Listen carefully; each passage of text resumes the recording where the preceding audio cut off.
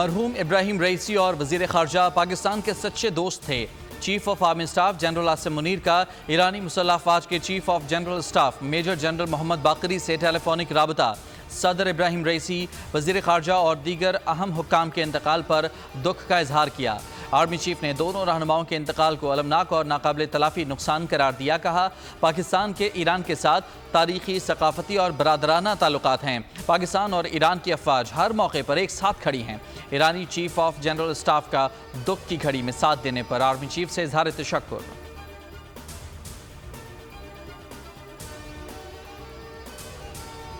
پشاور کے علاقے حسن خیل میں دہشت گردوں کے خلاف کامیاب کارروائی میں جام شہادت نوش کرنے والے بہادر کیپٹن حسین کے والد کیپٹن حسین جہانگیر کہتے ہیں، 1000 بیٹے بھی ہوتے تو وطن پر قربان کر دیتا۔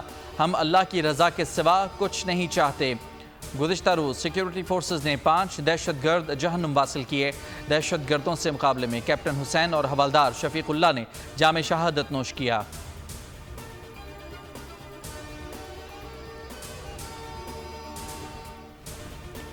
گرپتونت سنگھ حملہ کیس میں اہم پیش رفت۔ چیک ریپبلک کی عدالت نے سکھ رہنما کے قتل کی سازش میں ملوث ملزم نکھل گپتا کو امریکہ کے حوالے کرنے کا فیصلہ کر لیا۔ نکھل گپتا بھارتی شہری ہے اور ڈرگ ڈیلر اور اسمگلر کے طور پر کئی مغربی ممالک میں مجرمانہ کارروائیوں میں ملوث رہ چکا ہے۔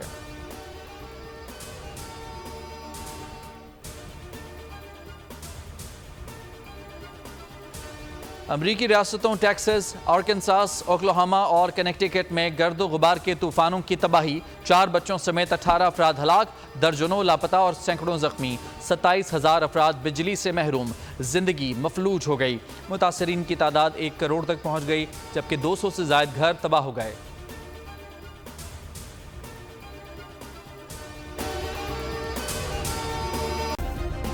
سبسکرائب کریں اور بیل دبائیں تاکہ کوئی خبر رہ نہ جائے۔